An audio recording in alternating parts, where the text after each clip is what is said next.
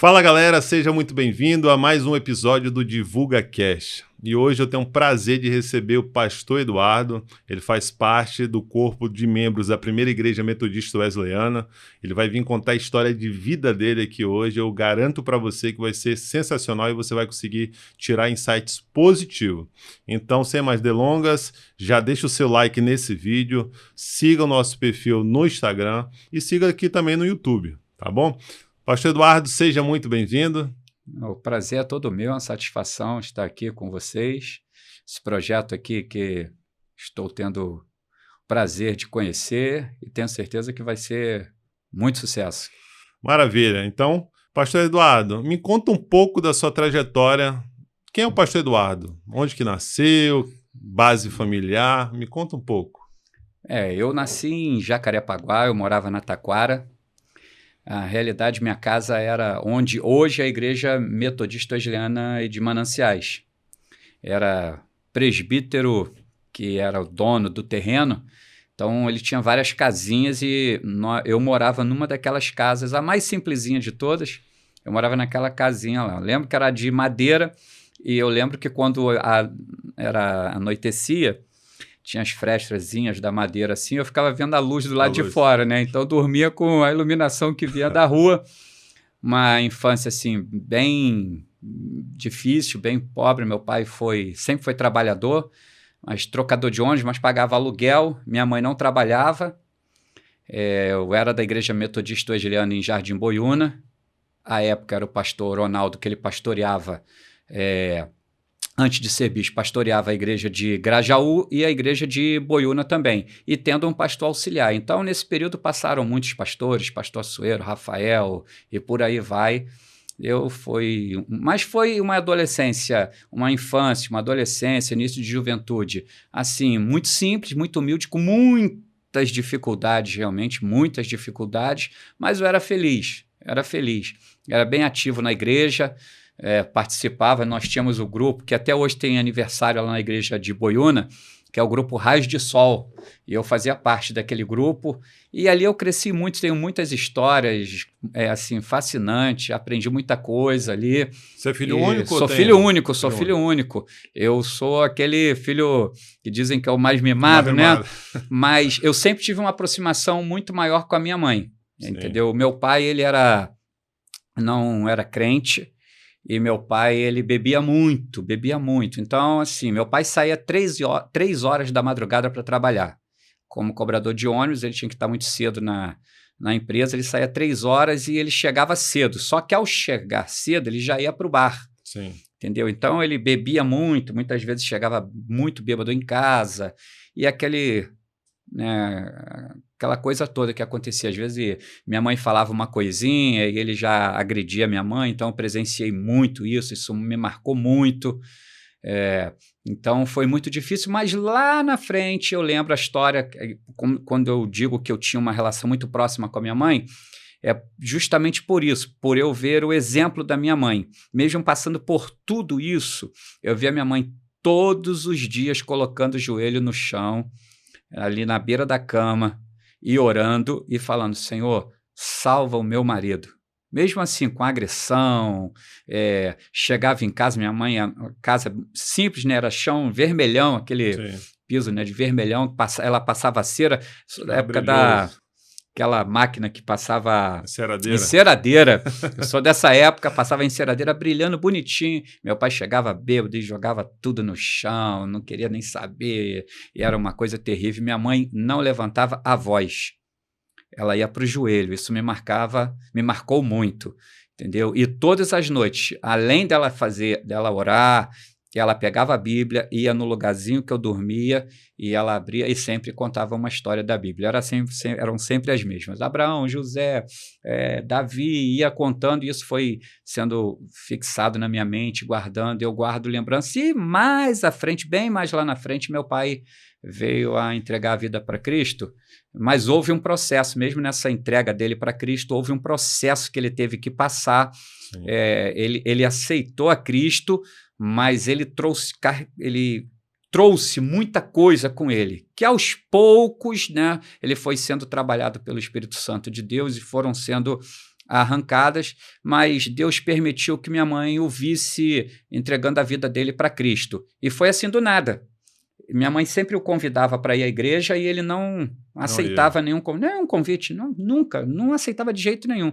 Determinado dia ele chegou bêbado. Aí ele chegou para minha mãe e falou: Maria, hoje eu vou à igreja contigo. Ela olhou assim, não falou nada, ficou quieta, abriu um sorrisinho de canto. Eu lembro disso, são assim flechas que ficam guardados, né? E eu lembro que ela chegou, passou a roupa dele, botou lá bonitinho, mas não levou muita fé não, que ele deitou, foi dormir, mas ele acordou, tomou banho, vestiu a roupa e foi para a igreja. E nesse dia quem pregou foi o saudoso Bispo Arnaldo, né, que à época era pastor de Boiúna. O Bispo Arnaldo pregou, trouxe uma palavra evangelística. O Bispo Arnaldo tinha uma característica da pregação dele ser bem longa, entendeu? Ele tinha uma pregação bem longa, ele demorava pregando. E ele pregou, meu pai sentado lá, eu lá com as crianças lá participando, e eu lembro que não era muita característica do Bispo Arnaldo também, fazia apelo, assim, não é que ele não fazia, mas naquele dia ele fez. Ele foi... Tocado já pelo Espírito Santo. Ele foi falando e fazendo o apelo. E meu pai levantou a mão e foi lá na frente. E entregou a vida para Cristo. E quando acabou o culto, nós voltávamos andando, né, para casa. E eu voltei andando com eles. Eu feliz, porque eu vendo minha mãe feliz, porque eu via tudo que ela passava. Eu fiquei feliz demais com aquilo dali. E ele falou: Maria, nunca mais eu vou abandonar a igreja. Ele falou isso para minha mãe. Minha mãe ficou feliz. Realmente, assim, foi uma conversão em que a questão da bebida, do cigarro, foi imediata a transformação do meu pai. No dia, ele parou, ele saiu da igreja. Eu sei que há pessoas que passam por um processo e tudo, mas o meu pai foi imediato. Outras coisas foram sendo trabalhadas nele ao longo do tempo, né? Mas a minha mãe morreu aos 40 anos de idade, entendeu? Ela morreu... Teve um derrame. Eu lembro que nós estávamos dormindo e por volta de 3 horas da madrugada meu pai grita: Eduardo, Duda na realidade, né, que eu sou, na família o meu nome é Eduardo, mas o pessoal me chama de Duda. Ele falou: Duda, corre aqui. Eu dormia num colchãozinho na sala, né, eu não tinha quarto, era só o quarto do meu pai, a sala e a cozinha. Eu dormia num colchonetezinho na sala.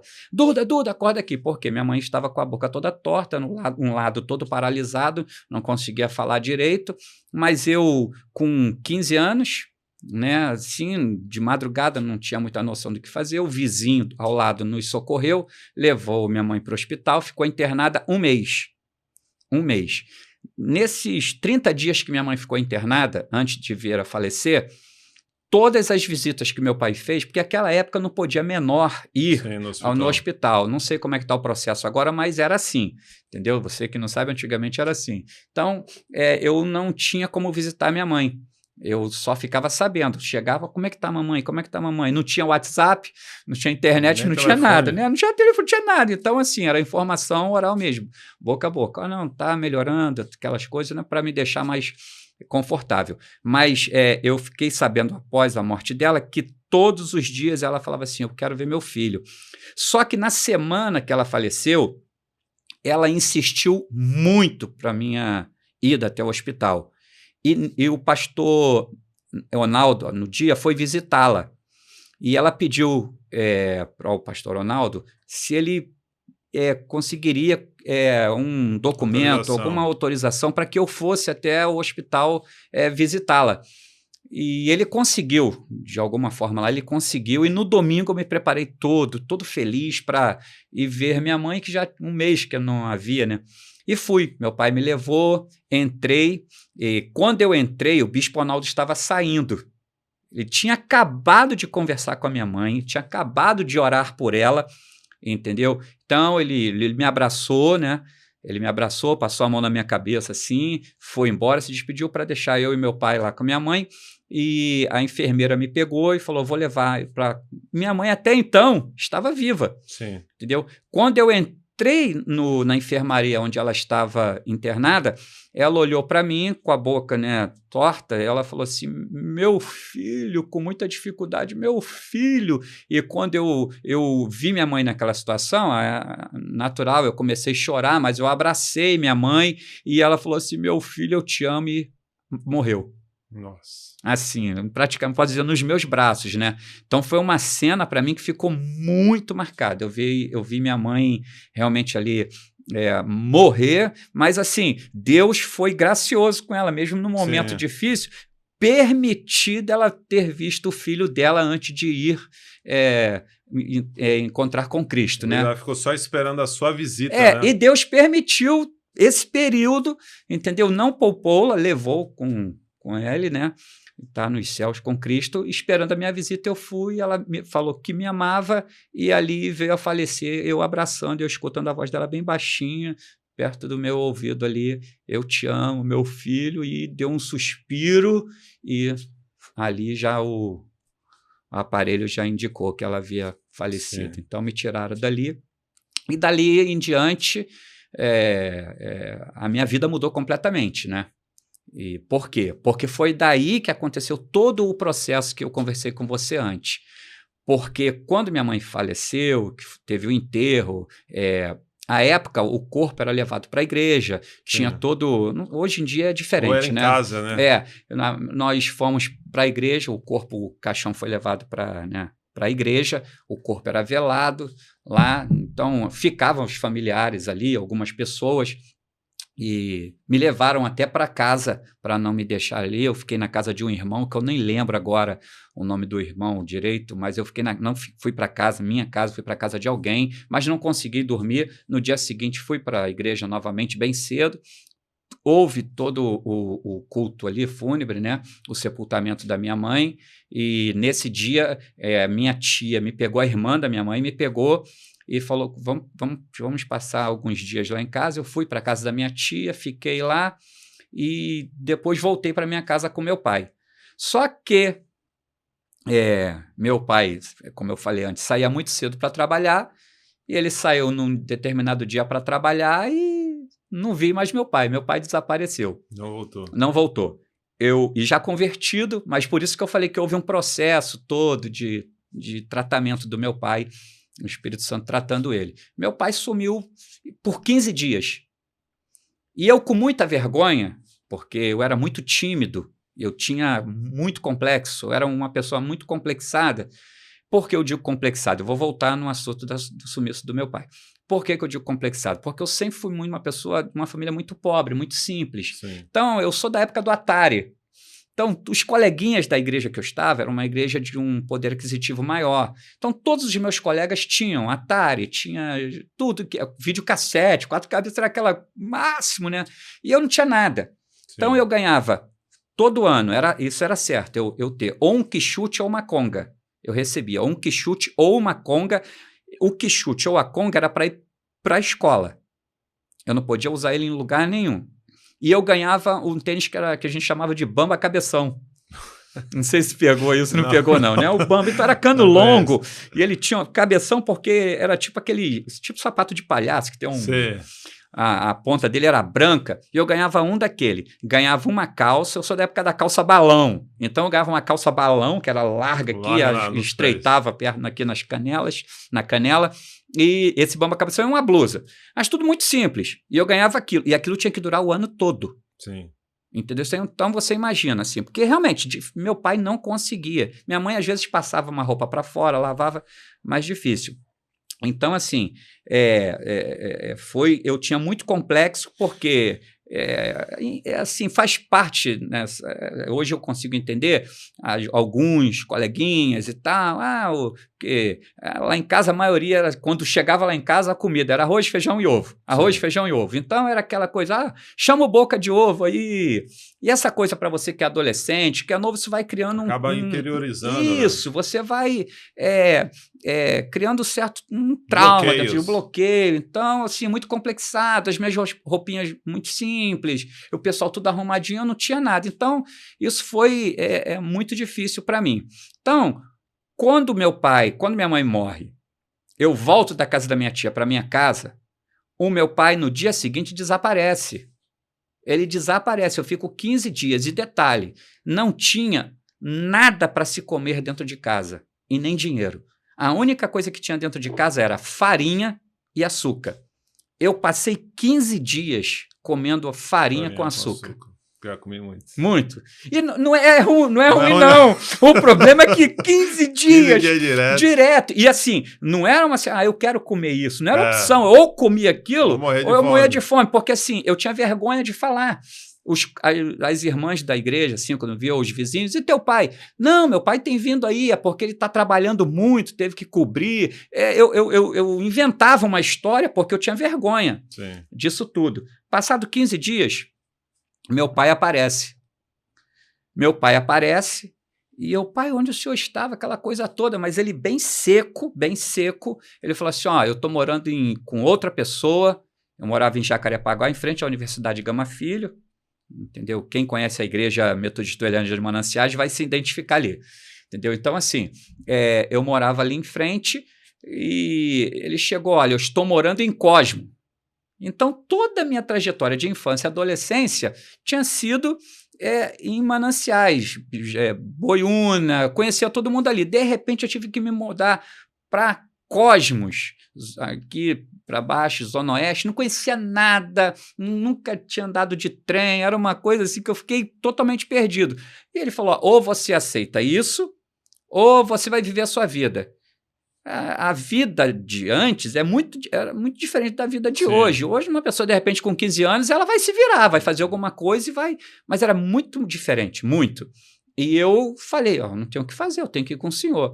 E eu vim para a casa de uma pessoa que eu não conhecia, de uma família que eu não conhecia. Meu pai provavelmente já tinha algum tipo de relacionamento com essa mulher, ele nunca me confessou isso, mas provavelmente tinha. E eu passei a morar ali.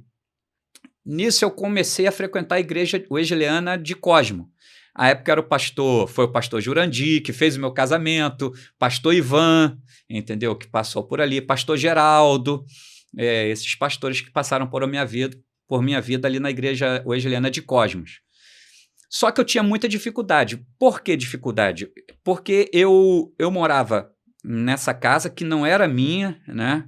Meu pai foi morar com essa mulher, não era minha casa, ela já tinha os filhos dela, eu não tinha liberdade nenhuma, eles tinham os quartos deles e eu dormia no sofá da sala, e era uma dificuldade muito grande. Por quê? Assim, eu gostava, sempre fui de acabar os cultos e ficar conversando com os colegas da igreja, né? Era outra época de igreja também, a gente ficava conversando até tarde, e meu pai acordava muito cedo. A filha dessa mulher tinha um probleminha comigo, assim, porque eu não gostava de crente, na realidade. Ela não gostava de crente, não era em si comigo. Qualquer pessoa que professasse a fé, fosse a igreja, ela não gostava. Então, o portão de casa não tinha chave, era um segredo. Então, o segredo, você chegava em casa, você puxava um fiozinho lá, barbantezinho, e você entrava. Então, eu só tinha a chave da casa, da porta de entrada da casa, mas do portão do lado de fora, não. Então, o que acontecia? Acabavam os cultos, de domingo principalmente, ficava batendo papo. Quando eu chegava, a menina tirava o segredozinho que tinha lá. E eu tinha que bater na porta. E meu pai acordava às 3 da manhã. E isso irritava ele. E a mulher que ele estava vivendo, depois ele veio casar com ela, né, a esposa dele à época, vamos dizer assim, ela acordava às 4 da manhã também. Então, quando eu batia, eu acordava os dois, porque o quarto deles era de frente, a janela era de frente para o portão. E era bronca todas as vezes. Eu falei, pai, mas eu fui criado na igreja assim, eu fico conversando aquela coisa toda e tal. Aí, beleza, tudo bem, passou um tempo. Quando eu cheguei em casa, um determinado dia, eu comecei a arrumar um trabalho no centro da cidade. Aí, quando eu cheguei em casa, um determinado dia, eu vi umas sacola. Não, umas roupas pegando fogo, mas eu não conseguia identificar no momento, não. Muita coisa já em cinza, assim, mas tinha pegando fogo. E eu tinha um guarda-roupa de 2 portas. E quando eu olhei, o guarda-roupa todo quebrado, jogado no chão. Aí eu falei, que é isso? E tal, que a filha da mulher tinha feito aquilo. Assim, sem motivo nenhum. E detalhe, nesse período, né, eu estou abreviando aqui também, nesse período em que eu dormia na sala, em uma das noites que eu estava dormindo, assim, foi um livramento de Deus, mas a fúria do inimigo também contra a minha vida muito grande.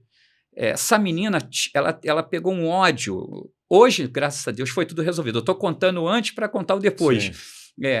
Ela pegou um ódio por mim tão grande, mas tão grande, que um determinado dia eu estava dormindo e meu pai acordou. Não era costume meu pai acordar, mas naquele dia o Espírito Santo fez assim, acorda. Nossa. E ele acordou. Ele acordou e foi ao banheiro. Quando ele foi ao banheiro, ele viu um vulto. E ele acendeu a luz. Quando ele acendeu a luz, era ela com uma faca de ponta já vindo para, né, colocar no meu peito. E nisso, meu pai segurou o braço dela.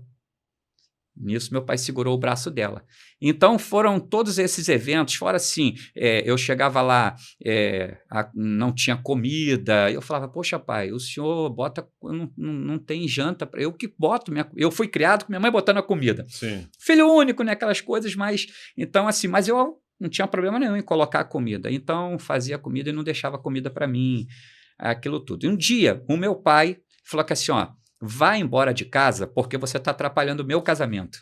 Meu pai já é convertido, mas ainda não, entendeu? Num processo ainda de mudança de vida. E eu falei, pai, eu vou para onde? Porque eu tinha essa minha tia, só que minha tia tinha se mudado. E ninguém mais, eu não sabia onde ela morava. A única tia que eu tinha aqui e minhas primas. Eu não sabia. Tia por parte de mãe? Por parte de mãe, a irmã da minha mãe. E eu não tinha mais parente nenhum. Entendeu? E ninguém mais. Eu falei assim, o que eu vou fazer? Aí, no primeiro dia, eu conversei com um colega meu da igreja, ele falou, não, dorme aqui e tal, mas é aquele negócio, um dia, dois, sim, tudo bem. Passaram-se esses 2 dias, eu voltei na casa do meu pai e falei assim, olha, acabou, vai viver sua vida e que eu vou viver a minha aqui, eu quero ser feliz. Isso quantos anos? Já 16 para 17. 16 para 17. E eu falei, caramba, o que eu vou fazer agora? Daquele dia em diante, eu fiquei um pouco revoltado, sabe? Criou uma revolta em mim contra Deus, contra meu pai, contra a igreja, contra tudo. Fiquei uma pessoa muito revoltada com todas as outras coisas que eu já trazia comigo, sim, e mais aquilo que estava acontecendo comigo. Porque eu comecei a pedir ajuda na igreja e tal, e não tinha, fecharam as portas, assim. Falei, Jesus, o que está acontecendo comigo? Então, daquele dia específico que eu voltei à casa do meu pai para falar com ele, para ver se eu resolvia a situação, foi daquele dia que eu estava com uma única calça, um único tênis e uma única blusa, e foi daquele dia em diante que eu passei quase 2 anos da minha vida morando na rua. E literalmente morando na rua. Eu pulava muro de colégio para dormir nos bancos que tinha de colégio, pulava obra inacabada, ou ficava, por exemplo, os bares, botequins que ficavam abertos, não que eu bebesse, mas não era, eu ficava ali, porque ainda tinha alguém batendo papo, eu ficava por ali, às vezes sobrava um pedacinho de pão, eu comia. Então, assim, eu fiquei nesses 2 anos, assim, às vezes eu passava 15 dias sem colocar um pedaço de pão na boca. A única água eu bebia de alguém que estava lavando o carro ou varrendo, eu pegava a borracha, bebia. Isso que é no centro do Rio? Em Cosmos. Em Cosmos. Na Vila São Jorge, se eu não me engano ali o nome. Vila São Jorge.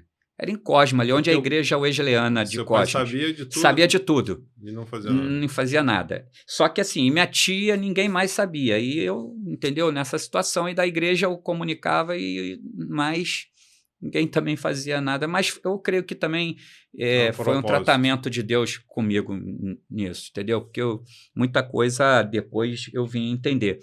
Então, assim, o que eu fazia? As pessoas te exploram. Quando você está numa situação difícil, muita gente vai te explorar, vai se aproveitar da situação, tome cuidado com isso. Por quê? Então, assim, o cara estava fazendo uma obra lá, então caminhão de areia, jogava lá. Ele falava, põe essa areia aí para mim, para dentro.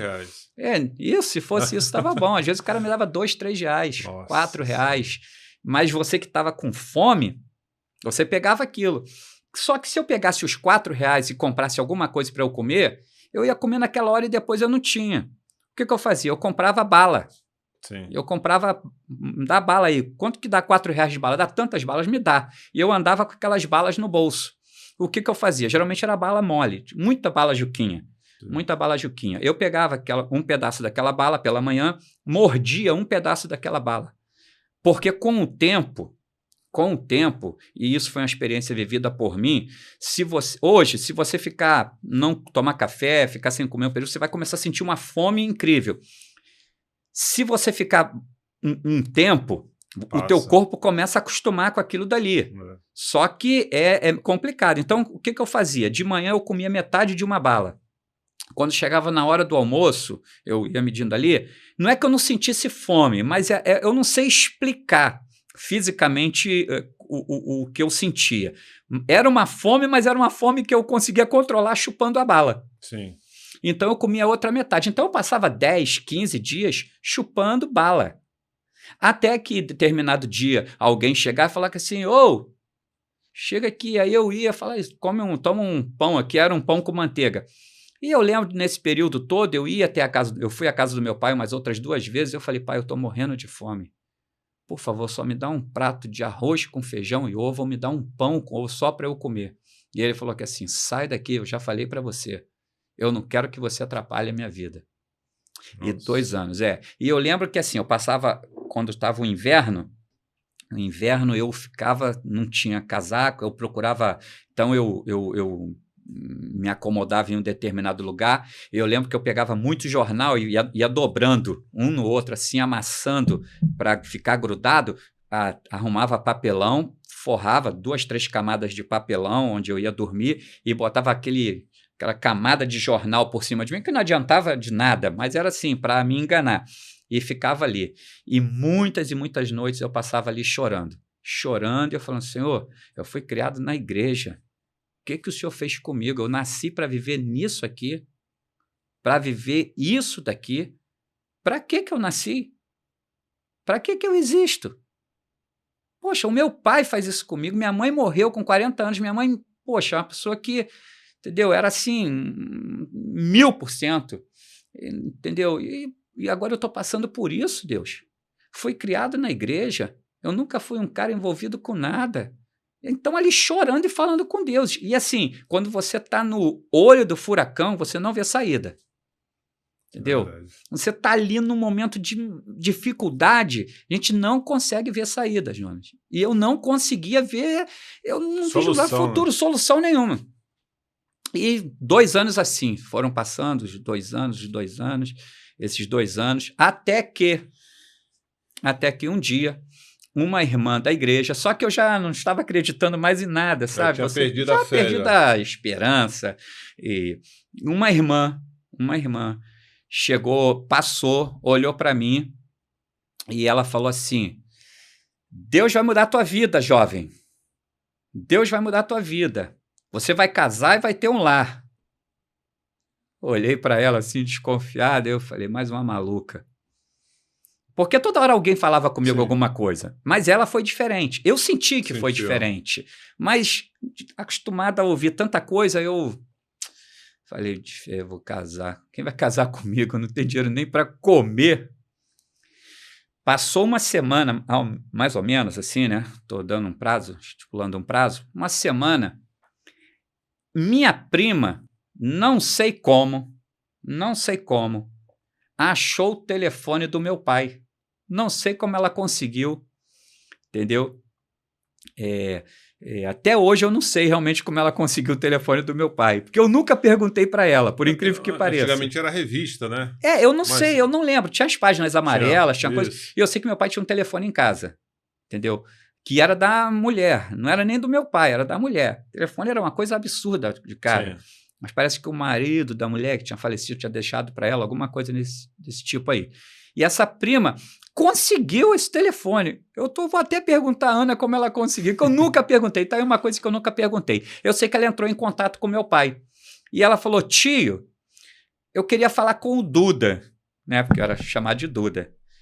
Eu queria falar com o Duda. E meu pai, a minha prima me contando, isso foi minha prima que me contou, diz que ele ficou todo sem jeito. Não, ele não está aqui agora. Não, eu quero falar com ele agora. Nisso, a minha tia pegou o telefone. Sim. Antônio, cadê meu sobrinho? Meu pai chamava Antônio, né? Antônio, cadê meu sobrinho? E ficou insistindo, mas assim, era Deus já trabalhando. Ela sentiu já alguma coisa. E não crente, mas ela começou a bater, mas era o Espírito Santo, já era Deus agindo já. E ela começou a insistir, não, eu quero saber do meu sobrinho, eu não vou largar o telefone até você falar do meu sobrinho, eu nunca mais vi meu sobrinho, tem anos que eu não vejo meu sobrinho, que história é essa? Você tirou meu sobrinho de perto de mim, ele podia estar morando comigo, e aquela coisa toda até que ele acabou contando. Ele rasgou o verbo e ela, segundo minha tia, minha prima, ele rasgou assim, ele abriu, mas já abriu chorando. Entendeu? Aí ela falou, você trate de procurar o meu sobrinho agora e você dê o dinheiro da passagem para ele e mande ele vir aqui para casa que a partir de agora ele vai morar comigo. Só que olha como é que são as coisas, Jonas. Naquele dia, eu estava com tanta fome, mas com muita fome mesmo. E tinha uma pessoa... A gente chega a fazer coisas que a gente se envergonha, mas no momento da dificuldade você acaba fazendo. Sim. E uma pessoa tinha deixado uma nota de R$10 em cima do balcão de um barzinho onde eu ficava sentado. E eu vi os R$10. Eu falei, poxa, a chance de eu comer alguma coisa. E eu peguei aqueles R$10. Saí dali e fui comer. Eu lembro que eu comprei pão, mortadela e comprei um guaraná para eu tomar. Matei minha fome. Só que quando eu voltei para o local, o dono do bar tinha visto. Sim. E falou para a pessoa. E essa pessoa, ela era conhecida à época de um pessoalzinho da Zona Oeste aí que era dos super-heróis, lembra? Sim. Que tinha, entendeu? Era dos super-heróis aí, que fazia parte da liga, entendeu? E era conhecido ali. Rapaz, vieram para cima de mim. Nossa Senhora. Vieram para cima de mim. E eu saí correndo. E era tiro de 12 para cima de mim. Cara, de 10 reais, mas eu estava com muita fome. Eu fiz uma coisa que é errado, mas o momento me levou a fazer aquilo dali. Eu estava na situação precária. Sim. Sujo. E eu peguei, ficaram sabendo, mas não deram a chance nem de eu falar. Falar nada. Já, quando me viram ele ali, eu só lembro que o cara fez e mandou. E eu não entendo de arma, mas me dizem que tiro de escopeta de 12, parece que espalha, né? Espalha. Eu saí correndo, mas não pegava nada em mim. Os caras vieram para trás. Eu subi. Assim, eu falo que é Deus no negócio, porque não tem como não ser. Eu fui subindo a passarela correndo, mas numa velocidade, eu não sei, eram os dois, justamente os dois. Puxava, me mandava o tiro para cima, mas não pegava. Jonas, eu subi a passarela e eu pulei a roleta do trem, da estação de trem de Cosmos. Eu passei, eu não consigo fazer mais isso. Nem se eu fosse mais novo eu conseguiria fazer de novo. Mas eu passei sem encostar em nada, parecia um atleta passando por um obstáculo. Eu passei, eu desci justamente na hora, e desci e entrei, tinha um trem parado. E eu entrei justamente na hora que o trem estava fechando. E eu peguei o trem, consegui sair dali.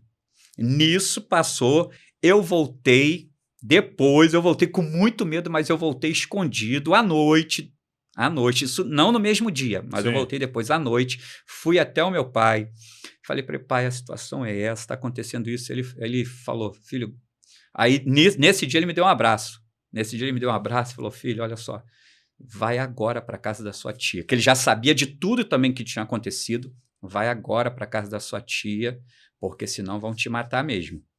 Aí me explicou toda a situação de forma rápida, me levou, não para pegar o trem, porque era visível, me levou por outra parte ali, a Avenida Cesário de Mello ali, eu peguei me deu o ônibus, aí já tinha o endereço da minha tia, que ela morava atrás da Castelo Branco ali, me deu, e eu fui para a casa da minha tia. Cheguei ali na casa da minha tia, sujo, numa situação, já era magrinho, eu precisava de 51 quilos, gente. 51 quilos. 51, bem magrinho mesmo. Magrinho. Hoje eu peso quase 80, eu pesava 51. E sou magrela, hein? Pesava 51. Pela altura, né? Então, assim, muito magro. Minha tia olhou para mim e ficou assim, horrorizada. E me colocou para dentro, me abraçou, me beijou, chorou muito, aquela coisa toda. Mas eu passei a ter um lar novamente. E eu era amado ali. Então, assim, nesse período que eu passei na casa da minha tia, aproximadamente uns 2 anos, eu voltei a trabalhar numa empresa que eu trabalhava como ourives. E eu fui chamado para trabalhar numa empresa no centro da cidade. E eu fui trabalhar. É que eu estou adiantando para não alongar muito o assunto, né? Eu moro na minha tia, arrumei esse emprego, fui para a cidade trabalhar e eu trabalhava numa bancada que ficava em frente à janela.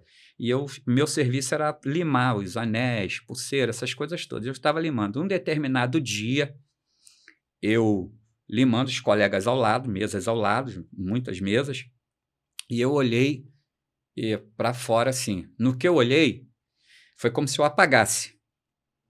Eu nunca mais tive essa experiência, nunca mais. Já viu aqueles filmes, você que trabalhou com isso, entende do assunto, que só vai mostrando a câmera assim, passando, não tem ator, não tem a visão, a visão, ponto né? De vista, isso. Ponto de vista. Então a câmera parou no Cassino Bangu, em frente ao Cassino Bangu. E engraçado que ela fazia assim, ó, para mostrar, para eu ver que era o cassino. Só que eu estava trabalhando, parado, olhando para a janela, mas eu vendo isso. Sim.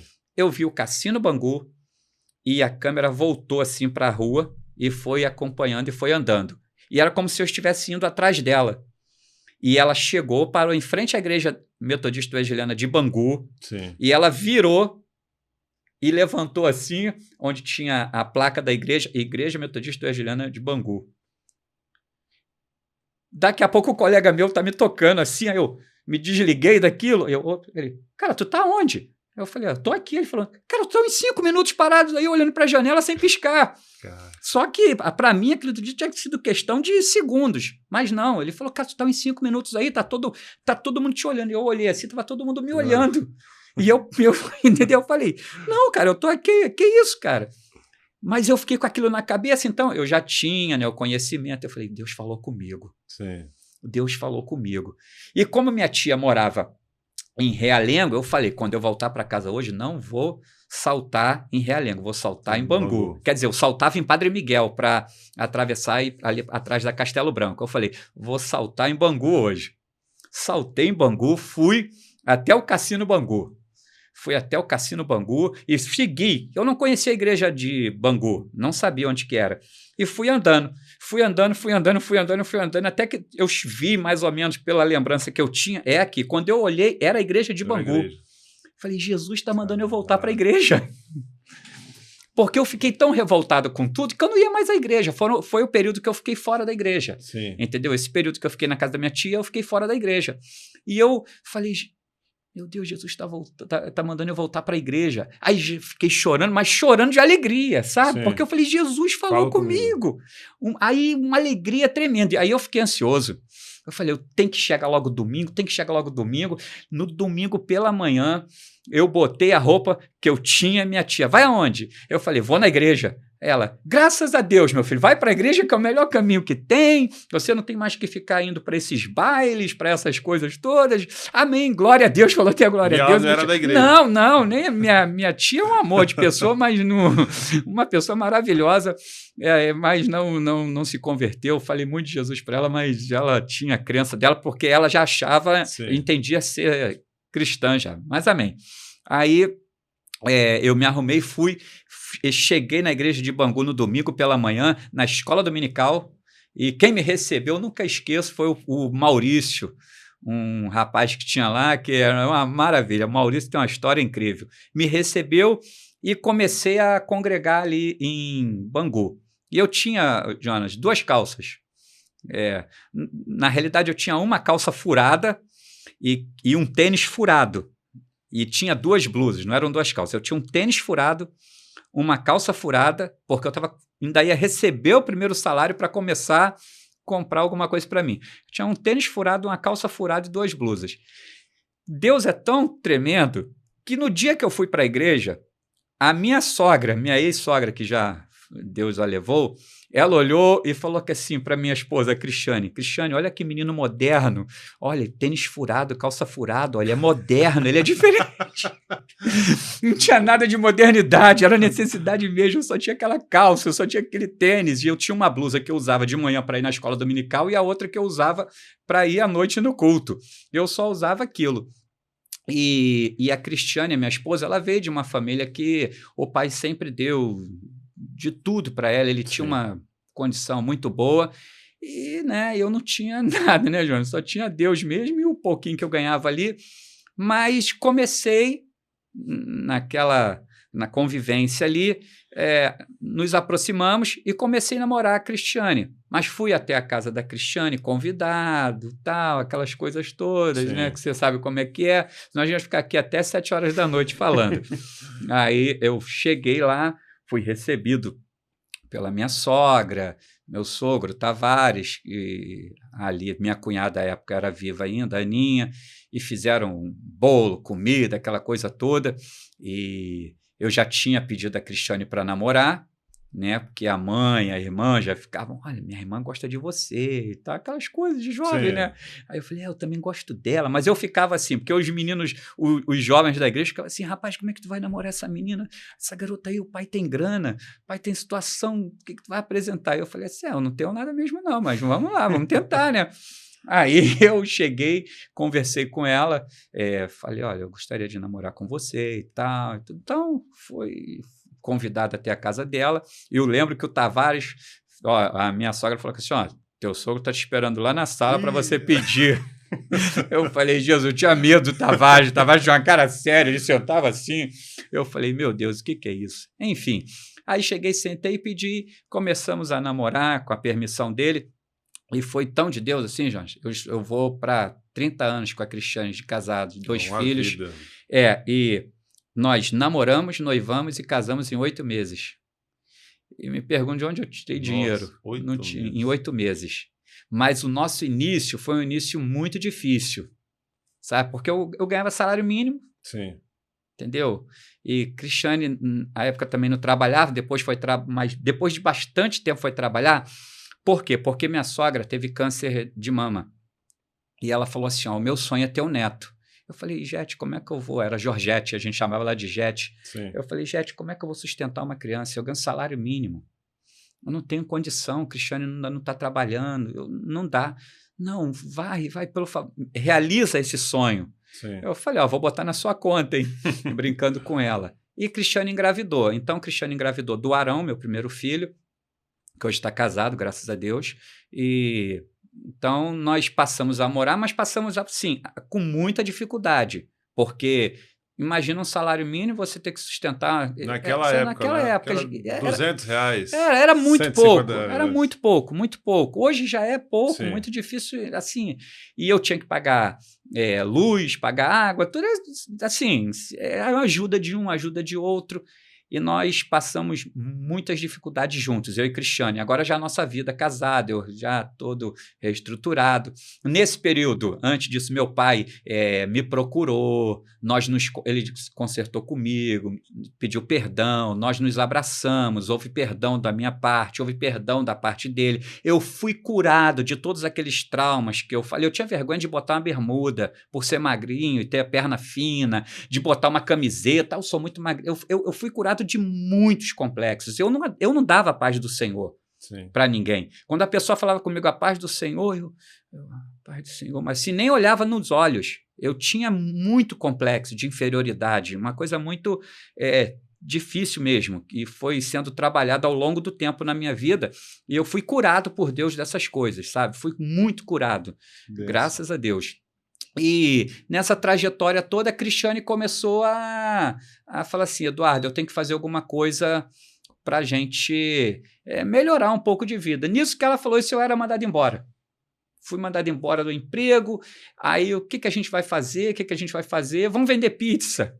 Aí comecei a fazer pizza, aprendi com o tio dela lá, fazia pizza numa mesa parecida com essa, assim, maior um pouco. Sim. Eu fazia várias pizzas na sexta-feira, pela manhã já começava, aí ela saía, entendeu? Por isso que é importante você valorizar a pessoa que está do seu lado, entendeu? Que rói ali o osso contigo, como diz, porque a gente, às vezes, assim, na hora que está na dificuldade e que você dá uma melhorada, agora deixa de lado, entendeu? Então, a minha esposa, ela é, assim, uma pessoa que eu amo muito e ela tem assim, eu valorizo tudo que nós conquistamos, porque depois de Deus, ela é a pessoa que mais incentivou, mais esteve ao meu lado, me dando força e acreditando, sabe? Acreditando em mim. Eu falo isso, eu fico até emocionado, porque você vê, assim, o carinho, a dedicação, isso é bem...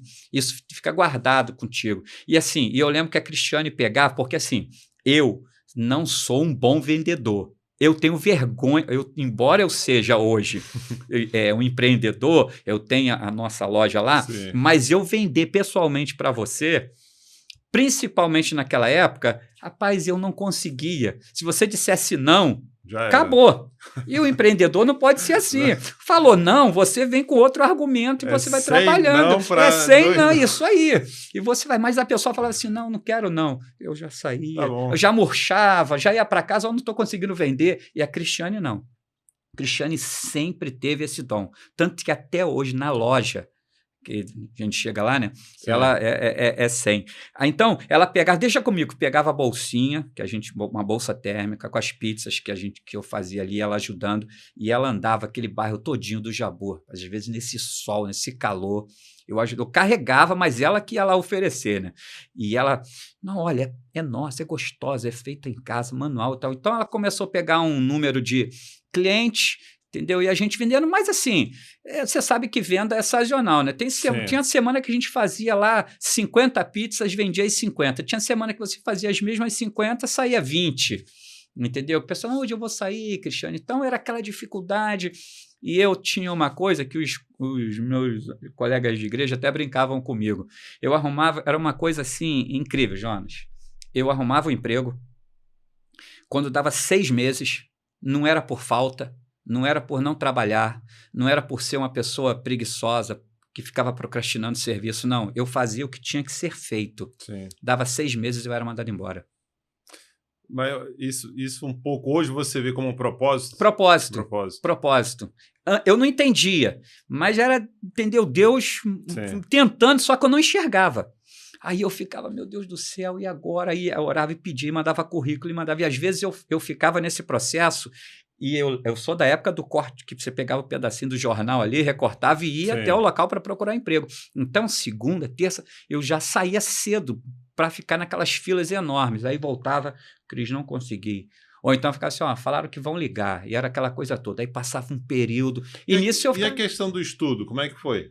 Do meu estudo? Do teu estudo. Não, aí eu não tinha... Eu tinha primeiro grau, que a gente chamava na época, o ensino... Fundamental, né? Tal, era de primeira a quinta série que eu tinha. Eu tinha isso, não tinha mais nada. Entendeu? Só que as empresas, à época, hoje eu estou com 51, mas lá atrás contratava. Hoje isso é praticamente impossível, né? Então, os estudos eu fui terminar lá na frente, bem lá na frente. Entendeu? Aí eu, no processo de emprego, aí arrumava o emprego, aí graças a Deus, pelo menos tem um salário mínimo para dar para a gente se virando, e Cristiane fazia uma pizzazinha ou outra, ia lá, tal, mas na dificuldade, 6 meses. Olha, a gente está com um problema aqui de corte, mandado embora. Jonas, isso aconteceu umas 6 a 7 vezes, seguidas. E eu falava assim, meu Deus do céu, porque parecia que eu não queria trabalhar. Sim. O que dava a entender, para quem estava de fora, assim, pô, esse cara não quer trabalhar, fica 6 meses no emprego, sai. Só que a pessoa é aquilo, a pessoa às vezes te julga sem estar vivendo o que você está vivendo. Você é julgado sem a pessoa conhecer o contexto, saber por que você está passando aquilo. Porque quando você provoca alguma coisa, tudo bem. O cara falta, chega atrasado, não quer nada... ele está colhendo o que ele plantou. Sim. Mas se você não faz nada disso e você é mandado embora, você fica, poxa, o que está acontecendo, Deus? Tudo bem, passou todo esse período, até que chegou o pastor Marlon em Bangu. Olha que eu estou adiantando as coisas para não passar, né? Para acelerar. Chegou o pastor Marlon em Bangu, começou a pastorear a igreja de Bangu, e eu tinha muita vontade de ir para o seminário. Sim. Eu comecei a ler, comecei a pregar na igreja de Bangu uma vez ou outra, entendeu? Tinha oportunidade, tinha muito culto no lar, e eu pregava no culto, era convidado, pregava, e o pessoal, né, gostava. Aí começou a me convidar uma oportunidade às terças, depois passou para quinta, aí uma vez ou outra caía um domingo, umas 2 vezes no ano caía um domingo ali para eu pregar, e eu tinha muita vontade de ir para o seminário. Mas durante 4 anos, eu não tinha condição de custear nada do seminário. Vou para o seminário como? E não tinha o segundo grau para entrar no seminário. Sim. E eu pedi ao pastor à época, ele falou, no momento a igreja não pode, está com dificuldade e tal. Ficou durante 4 anos. Aí ele falou, se eu não sair esse ano da igreja, no próximo eu te coloco. Aí eu falei, poxa, eu tenho que terminar meu segundo grau para eu poder entrar no seminário. Mas aí ele saiu da igreja, aí eu desanimei. Sim. Falei, não vou fazer isso não. Nisso chegou o pastor Marlon. Por isso que eu tenho uma conexão com ele muito grande. Ele é um amigo que eu tenho. E assim, uma amizade ela não é construída do dia para a noite, né? Não. Mas algo que aconteceu entre ele e eu ficou marcado. Porque ele não me conhecia, ele não sabia quem eu era. E ele estava pregando um dia de domingo à noite. Um dia de domingo à noite ele estava pregando. E do nada, assim, né? Que a gente fala do nada, mas não é do nada, é Deus trabalhando, né? Força de expressão. E naquele momento ele parou de pregar, virou para trás, eu já era presbítero na igreja. Ele virou para trás, apontou para mim, falou assim, olha, Deus está dizendo que você tem um chamado ministerial para pregar a palavra. Você vê que é tanto de Deus, né? Que, conhecendo o pastor Marlon... Que não é característica. Exatamente. Entendeu? Ele tem assim, Deus tomou, e foi assim, e ele virou e voltou a pregar. Assim, quando ele virou para mim, sim, ele foi tomado por Deus mesmo. Eu lembro da cena, isso eu tenho guardado até hoje. E comigo, ele virou e falou aquilo, e virou e voltou a pregar. Parecia um Marlon que virou para falar comigo e um outro Marlon que virou para falar com a igreja. Sim. Acabou o culto, ele falou assim, eu poderia conversar com você amanhã? Eu falei, claro, pastor, pode sim. Ele, você poderia vir tal hora na igreja? Não lembro o horário agora. Sim. Aí eu falei, posso sim. Eu fui até, no dia seguinte, fui, né? Aí ele falou assim, você gostaria de entrar para o seminário? Não fui eu que pedi dessa vez. Sim. Como é que são as coisas, né? Você gostaria de entrar para o seminário? Eu falei, poxa, é o meu maior desejo. Ele falou, só que eu falei para ele, pastor, não tenho a mínima condição. Eu não tenho dinheiro para pagar passagem para ir, eu não tenho dinheiro para pagar o seminário, eu não tenho dinheiro. Ele, não, eu vou levar, tudo bem, eu vou levar para a junta diaconal, vou conversar com os irmãos da junta diaconal, e o que a junta diaconal decidir, nós vamos comunicar a você. Levou o assunto para a junta diaconal, os irmãos já reconheciam isso em mim, a igreja tinha esse reconhecimento, que isso é importantíssimo, o reconhecimento do local onde você está, ver Sim. isso em você, viram isso em mim, e ele falou assim, a igreja aprovou, então eu passei. Aí eu falei, meu Deus. Aí ele falou, você quer começar o seminário agora em agosto? Porque começa agora no meio do ano, aí você não precisa começar no início do ano, depois você completa e fica esperando o período, quando você acabar no meio do ano, você fica esperando até o final do ano para se formar. Aí eu falei, tá bom. Só que eu falei, tá bom para ele, vim embora e falei assim, caramba, e agora, como é que eu faço? Eu não tenho o segundo grau, e para entrar tem que apresentar. Aí tinha aquele período que aquela coisa que você ia fazer, eu não sei se ainda tem hoje, Sim. você fazia o segundo grau, ia lá, estudava uma apostila e fazia uma prova e te dava. A gente até comentou isso hoje pela parte da manhã com a Val. A Val fez o mesmo processo também. Pegava a apostila, estudava todas as matérias e ia lá fazer só a prova. Só a prova eu peguei. E foi uma coisa assim que você vê a mão de Deus Sim. em pequenos detalhes. Aí eu fui fazer a prova, né? Estudei, eu fui fazer a prova. O rapaz que ele ficou lá me avaliando, foi tão engraçado, porque todo mundo fazia a prova, mas ele sentou em frente a mim. Aí ele, essa pergunta aqui, o que você acha dela? Aí eu, Aí eu falava, aí era múltipla escolha, né? Eu falava, essa aqui, você tem certeza? Pensa bem, porque olha só, isso aconteceu dessa forma. Aí eu, então é essa daqui. Ele, pensa bem, acho que aí falava assim, entendeu? Engraçado, o cara ia me dando as respostas, porque tinha coisa que eu sabia e tinha coisa que eu não lembrava. Rapaz, eu acertei quase que todas. Eu sei que ali eu tirei o meu diploma de segundo grau. Sim. Então, eu não tenho faculdade, não tenho diploma universitário, até tenho sido incentivado pelo pastor Marlon e muito a fazer, e é um dos projetos que eu tenho para o próximo ano aí. Então, eu falei assim, beleza, tirei o 2º grau, fiquei todo bobo, né? Peguei o diploma, saiu no Diário Oficial, tá comigo até hoje, e entrei no seminário, e quando eu entrei no seminário, muita gente disse para mim assim, esse daí não vai até o final. Foi mesmo. Começou a jogar. Assim, as palavras, né, que às vezes lançam contra você é para fazer você desestimular mesmo. Ó, você não vai conseguir. Isso vinha de pessoas próximas. Sim. Eu olhava assim, eu falei, meu Deus, e eu, 4 anos, eu falo assim, eu não era o melhor aluno da sala, não. Eu tinha uma dificuldade tremenda pela base, Sim. sabe? Pela base. Eu tinha um conhecido lá, nosso, que ele estudava, ele nem pegava, não escrevia nada. Ficava tudo gravado na cabeça. Quando tinha a prova, ele reunia a turma, ele não era professor aluno como a gente, ele reunia a turma, vou dar um resumão para vocês aqui, sentava, dava um resumão, eu falava, meu Deus, que cabeça. Que cabeça é essa que tu tem? Ele era careca, eu falei assim, cara, só não tem cabelo na cabeça, cara, mas pô, tu é fera, brincava com ele demais assim, né? Mas era muito inteligente, ele me ajudou muito. E assim, o pastor Marlon foi meu professor e, meu Deus do céu, olha, ele falava assim, ó, ele dava uma pergunta, eram 10 perguntas à prova dele, mas cada pergunta você tinha que escrever 10 linhas. Sim.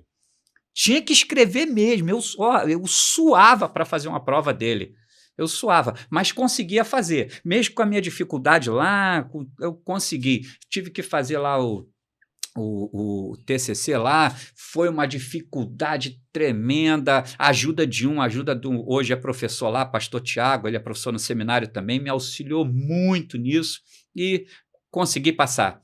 Graças a Deus. E foi o processo que a gente comentou anteriormente aqui, que fica em off, né? Do ministério, do ocorrido e tudo.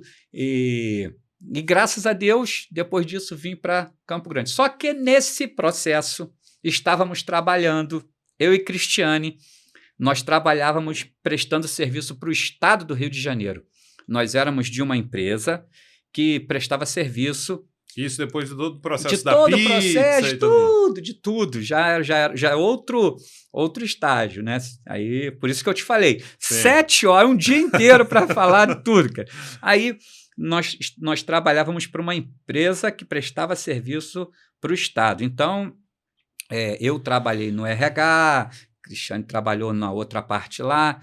Aí, o que aconteceu? Passado um período, houve todo aquele problema com o Odebrecht, aquela coisa toda, né? Lava Jato, aquela coisa toda. Então, começou a mandar os contratos que a empresa tinha, começou a acabar tudo. Acabar tudo. Falta muito aí? Já acabou? Tá tranquilo, pode ir.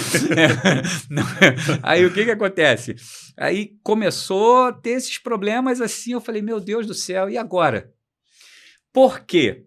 Porque a Cristiane foi mandada embora do serviço. Só que quando a Cristiane foi mandada embora do serviço, eu falei assim, não, filha, segura aí, a gente sempre segurou com um salário só, não vai ser esse período que a gente vai ser destruído. Eu estou trabalhando aqui, a gente continua. Ela, então tá bom. Na semana seguinte, eu cheguei para trabalhar. Minha gerente falou assim, Eduardo, preciso falar com você. Meu Deus. Aí eu tenho uma notícia ruim e uma péssima. E eu sempre ia na sala de um diretor, mas não que eu tivesse intimidade com o diretor. É porque o serviço que eu fazia era o serviço de preposto nessa época. Eu trabalhava no RH, mas eu tive que acumular a função de preposto, porque o preposto da empresa tinha sido mandado embora. Então, eu tinha que ir para as audiências. Então, como esse diretor era o responsável pelos processos da empresa também, tinha que prestar contas a ele, sempre com a presença da minha gerente. E nesse dia, ela me chamou na sala desse diretor. E ela falou para mim, olha, eu tenho uma notícia, 2 notícias, uma péssima e uma ruim. Vou começar pela ruim. A ruim é que a gente está tendo que cortar custos e a gente está te mandando embora. A segunda é que a empresa não tem dinheiro para pagar a tua indenização. Nossa. Rapaz, meu chão, assim, naquela hora eu falei, Jesus do céu, de novo não. Falei, de novo não, Senhor. O que está acontecendo? Eu pensando, né? Sim. E nós queríamos que você assinasse um papel aqui que entende o motivo pelo qual a empresa está fazendo isso. Eu falei, não vou assinar nada. Ela falou, não, é importante, se você não assinar, vai dar problema para você. Eu falei, não, para mim não, vai dar problema para vocês, porque eu estou trabalhando, eu tenho os meus direitos. Vocês podem me mandar embora, mas eu tenho os meus direitos. Sim. Não vou assinar nada e vou para a justiça. Resumindo, fui para a justiça, ganhei até 40% em cima do que eles tinham que me pagar, parcelaram em 4 vezes, mais 3 ou 4 vezes, mas eu recebi. Nisso, eu fui no centro da cidade levar a Cristiane para fazer exame demissional. Olha como é que Deus, Jonas, Deus guia e a gente não entende esse processo de Deus. A Cristiane acabou de fazer o exame dela, nós descemos, estava ali na Uruguaiana, com pouco dinheiro, a indenização da Cristiane não era muita coisa mesmo, para que ela tinha para receber. Nós paramos para comer coxinha de galinha numa lanchonetezinha. Sim. Nisso que eu nem queria parar ali, mas eu falei, vamos parar aqui. Aí parei. Nisso que nós estávamos comendo, eu me virei para a rua. Quando eu virei para a rua, eu vi uma barraquinha de feira. Assim, mas de feira mesmo, mas bem destruidinha, tadinho. Bem acabadinha. E um senhorzinho, bem senhorzinho mesmo, e em volta da barraca cheia de blusa pendurada. Ele botou uns arames assim, né? Cercou a barraca com arame e botou vários cabides preto, amarelo, azul, de tudo quanto era cor, e cheio de blusa. Blusas e mais blusas femininas. Nisso que eu comecei a olhar para aquele velho, eu até critiquei, eu falei, pô, barraca feia, velha. Pô, como é que o cara faz um negócio desse? Eu julgando o cara, mas mal entendia que era Deus já me dando uma direção, um sinal. Só que eu comecei a perceber, nós estávamos no horário do almoço, que aquelas menininhas que trabalham como secretárias e outras, estou falando secretárias assim, né, pelo porte, como estavam vestidas, passavam e paravam na barraquinha toda velha, ruim, e compravam. E o senhorzinho botava a roupa dentro de uma sacola de mercado e entregava. E eu comecei a ver que era 1, 2, 3, 4. Aí aquilo começou a me chamar a atenção. E eu falei para a Cristiane, dá uma olhadinha naquela barraca ali. Cristiane, barraca feia, né? Eu falei, não é isso não. Repara no que eu estou vendo. E tem a pessoa comprando. Eu falei, mas repara agora, continua reparando. E ela foi reparando, olhando e toda hora parava. Eu falei, Cristiane, se eu montar uma barraca, não dessa aí, mas uma barraca direitinha, lá no Jabu, tu vende roupa? Ela falou, vendo. Eu falei, eu vou fazer um negócio desse. Aí vim para casa. E minha mente, ô Jonas, ela é assim, ó, ela trabalha. Naquele dia, para eu dormir, foi difícil. Porque eu já comecei a elaborar a barraca. Não ia ser uma barraca, ia ser a barraca. Entendeu? Então eu falei assim, não vai ser uma barraca de feira, não. Eu comprei uma barraca daquelas sanfonadas. Né? Sanfonada, aquelas grandonas, gazebo que eles falam, né? De 3x3. Eu falei, isso depois, a Cristiane pegou a indenização, vi quanto que ela tinha, pouquinho dinheiro. Eu falei, vai ser desse dinheiro aí. Comprei aquele gazebo de 3x3 e falei assim, vou comprar um plástico grosso, vou fechar ela todinha. Deixar uma abertura. Vou deixar só a parte da frente. Eu imaginei e fiz assim mesmo. E falei assim, Cristiane, vamos para São Paulo comprar roupa. E eu comprei uma arara de chão mesmo, comprei um provador daqueles redondos que se coloca no chão assim, em rua mesmo. Sim. Rapaz, eu montei uma barraca. Fiquei 6 dias em São Paulo com a Cristiane, ficamos no hostel, na Estação da Luz, e a gente descia pela madrugada, e ali, rapaz, é complicado aquele local ali. Agora tá pior ainda, não, né? Tá pior. A Cracolândia ali perto, a galera ali, era dificílimo, e eu descia com a minha esposa ali, e preocupadíssimo. Pegávamos um carro para ir até o local de compra e comprei. Eu sei que nós voltamos com uma bolsa pequena. Se tivesse 50 peças eu não lembro ao certo, mas se era muito. Sim. Foi muito. Não tinha 50 peças, mas vamos arredondar. 50 peças. E eu preparei tudo, comprei. Fiquei sabendo, te falei assim, tem que comprar uns manequins, que eu falei, eu vou montar uma loja ambulante. Sim. Não vou montar uma barraquinha não, vou montar uma loja ambulante. E falei assim, preciso de um manequim caro. Aí entrei na internet procurando e tal, vi que uma senhorinha lá em Niterói estava vendendo 3 por R$120. Eu falei, é esse. Estava vendendo só de perna e 2, né, corpo inteiro. Aí eu falei, como a gente vende calça leg, um fica só para calça leg e os outros 2 ficam para botar roupa. Sim. Joana, fui lá para Niterói com a Cristiane, lá para dentro, consegui enfiar os manequins dentro do carro lá que a gente tinha lá, amor, lá, botei e trouxe. Resumindo, dia 18 de agosto, se eu não me engano, de 2016, eu montei a barraca. Mas a barraca que eu achei o máximo, né? 2 araras, uma de cada lado, o provador no meio, e eu comprei um balcãozinho aramado que fala, né? Que você vai montando ele, e eu tinha que botar aquilo tudo no carro, que era na minha própria rua, mas na esquina. Sim. Botava, levava tudo, meu filho me ajudando, entendeu? Montávamos aquilo ali, tal. Primeiro dia eu montei, aí deixei lá. Isso, meu sogro ficou lá com a Cristiane, e eu sou assim, eu fico assim, meu Deus, e agora? Montei o negócio, gastei o dinheiro, era a indenização dela, a minha eu não tenho previsão, e agora, Senhor? Montei 9h30 da manhã e fiquei em casa. Quando eu voltei meio-dia, eu voltei assim, será que vendeu alguma coisa e tal? Aí eu falei, cheguei na Cris, vi a Cristiane sorrindo, aí eu já tive uma alegria no coração, né? Quando eu cheguei perto, aí, Cris, vendeu alguma coisa? Ela, até agora nada. Ela, até agora nada. Aí eu falei assim, nada? Ela, nada. Aí eu voltei, ela falou, não, mas calma, a gente montou hoje. Eu falei, não, mas pelo menos R$30 tinha que ter entrado. Aí eu voltei para casa, Jonas. Eu botei o joelho no chão, mas botei e comecei, Senhor, eu entendi que foi o Senhor que me deu a direção para eu montar esse negócio, eu gastei o dinheiro todo, Deus. E agora, como é que vai ser? Como é que eu vou botar comida dentro de casa? E eu comecei a chorar, João, mas chorava mesmo, chorava igual criança. Senhor, eu fiz tudo bonitinho. Eu ainda falei assim, poxa Deus, a barraca daquele senhorzinho velha, toda ruim, e o homem estava vendendo. Eu montei um negocinho todo bonitinho, todo jeitoso, não vende nada. Deus, está lá quase 3 horas e nada. O que está acontecendo, Deus?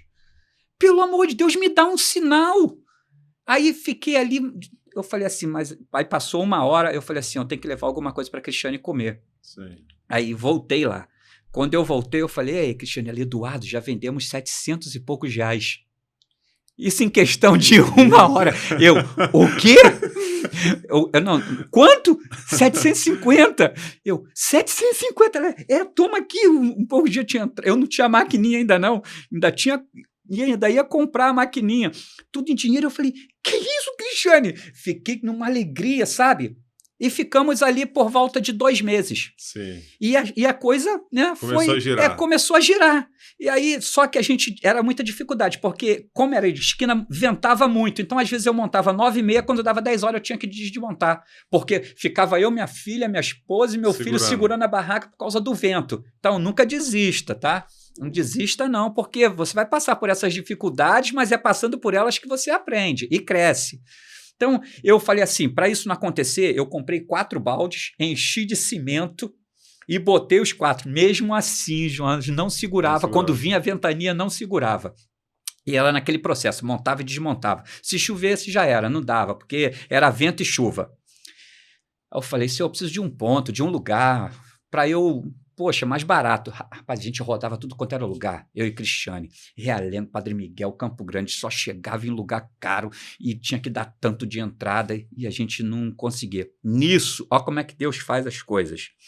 Nisso, a gente às vezes pensa que aquilo que está sendo vindo contra é o inimigo, o diabo está furioso, mas às vezes é Deus permitindo para algo melhor que você não vê. É igual aquela frase, né? O avião ele só decola com vento contrário. Sim, o contrário, só decola com vento contrário.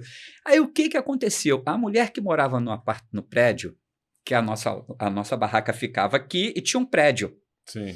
A mulher do 2º andar começou a fazer um abaixo-assinado no bairro para tirar a nossa barraca dali. Porque ela dizia que ela não conseguia enxergar o chão. Nossa. Ela não tinha assim, sabe? Sem cabimento nenhum. Se ela falasse assim, tá poluindo o local aqui, muito movimento, que não era esse movimento todo, tudo bem.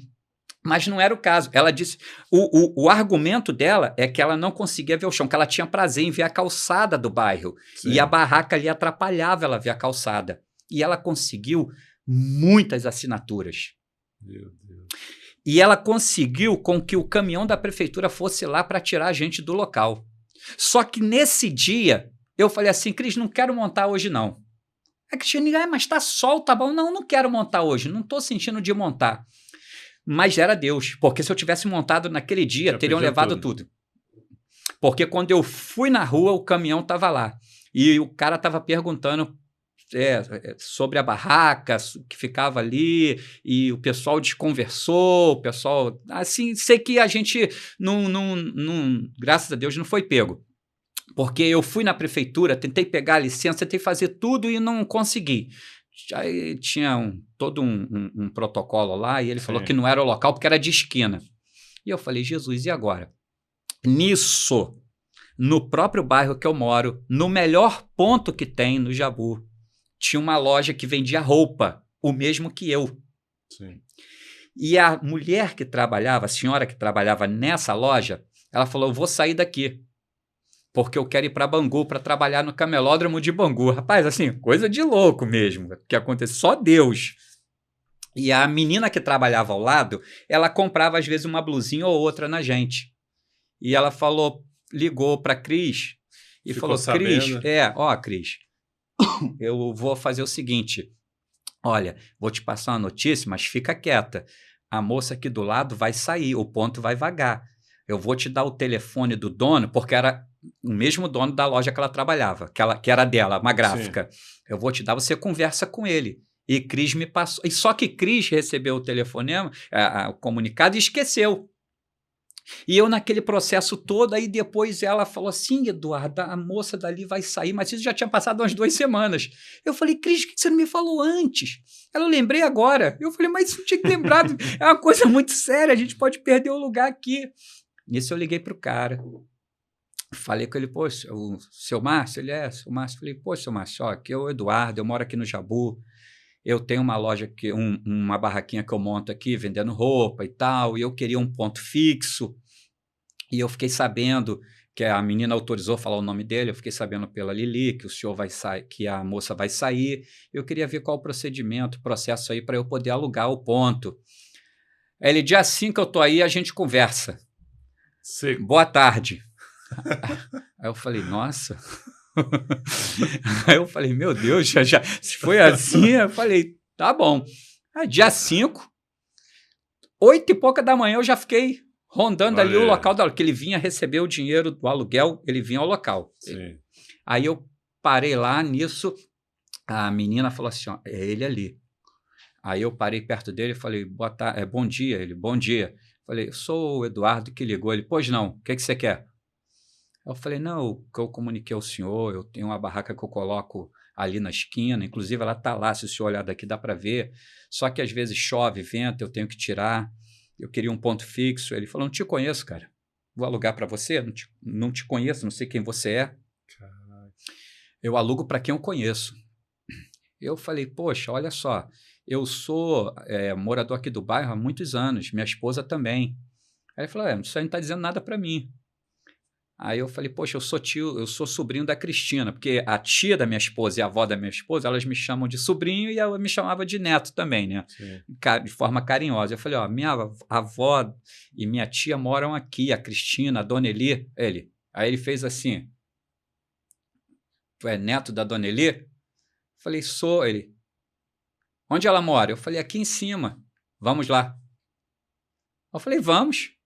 Aí eu fui, subi com ele, apertei a campainha, foi a Cristina, aí a Cristina, tia da minha esposa, abriu, falou, ué, Márcio, o que tu tá fazendo aqui? Porque ele tinha uma empresa de empréstimos, e a avó da minha esposa, como era pensionista militar, essas coisas, ela pegava empréstimo para os netos, para os sobrinhos, essas coisas todas. Ela, o que tu tá fazendo aqui? Esse indivíduo aqui está dizendo, ele falou assim mesmo, esse indivíduo aqui está dizendo que ele é teu sobrinho. É meu sobrinho, Márcio, casado com a minha sobrinha. Não, por quê? Não, porque ele quer alugar minha loja. Ela falou assim, pode alugar e qualquer coisa eu assino aí como fiadora. E assim, a avó da minha esposa tinha um salário excelente, né? Uma pensão altíssima. Aí ele falou assim, pode então? Fica tranquilo? Pode. Falou, então a loja já é tua.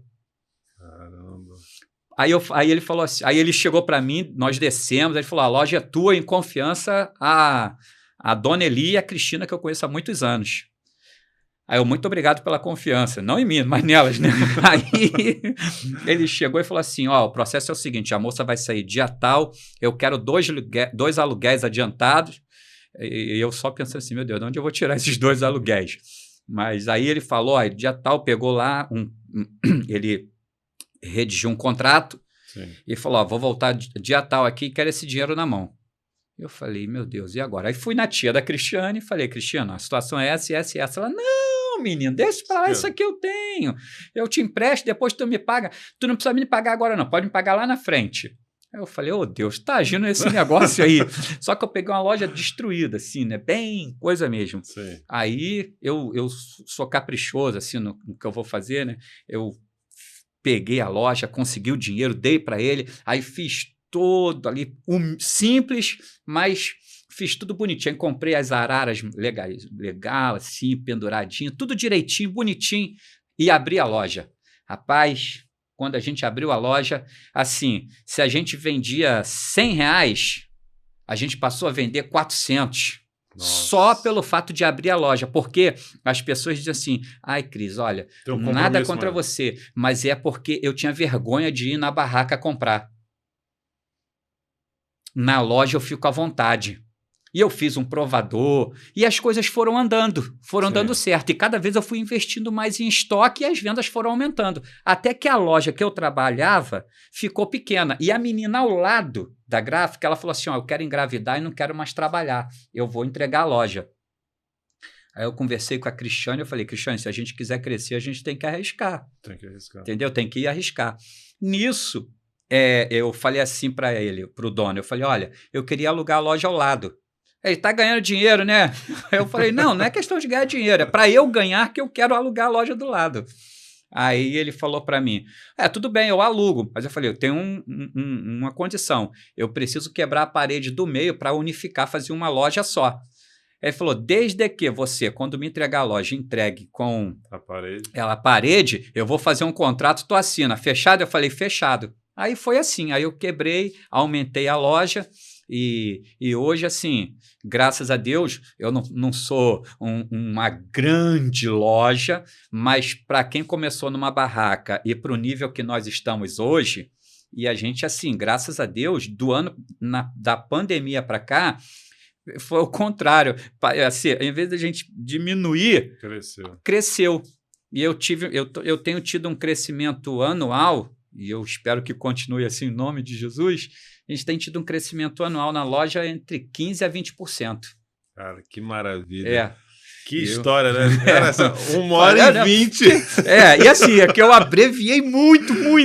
Não, mas eu acho que assim, foi de muito valia, né? Eu acho que a história de superação, principalmente, ver como Deus trabalha nos mínimos detalhes. Verdade. Né? Eu acho que, para mim, é importante ouvir isso. Eu acho que para quem está assistindo esse podcast também, certeza. Porque você vê que Deus, cara, às vezes a gente acha que está sozinho, mas nunca está sozinho.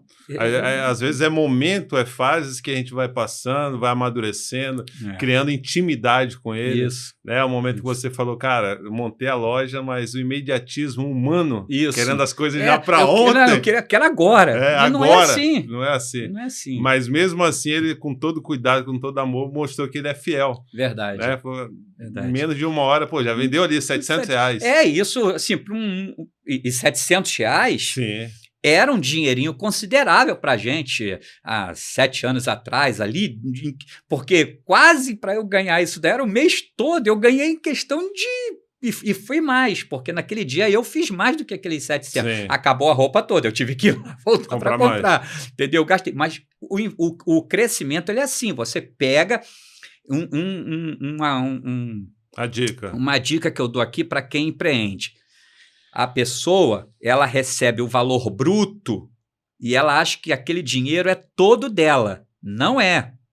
Ela tem que tirar ali uma parte para ela reinvestir, porque senão, o que acontece? Vai quebrar, porque pegou 10 mil na mão, eu tenho 10 mil. Não, você não tem 10 mil, porque você tem seus custos fixos, seus custos variáveis, você tem que repor mercadoria. Então, tudo isso eu fui pegando no dia a dia, mas é uma dica, entendeu? E investe no teu negócio, porque você investindo em qualidade, em apresentação, em atendimento, isso tudo conta.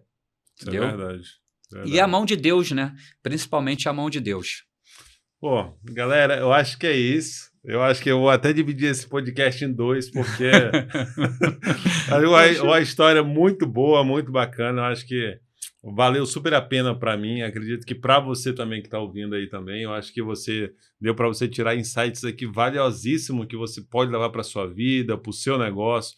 As dicas aqui que ele deu, né? A questão da financeira. A gente teve também o podcast com o Alessandro Cavalcante, especialista em finanças.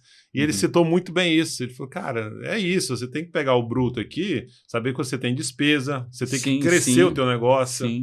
Então, assim, eu acho que é saber lidar com essas questões que você vai conseguir crescer e aumentar, né? O seu faturamento. Verdade. O faturamento não é lucro. Tá? Isso, faturamento não é lucro. Falou uma coisa essencial aí.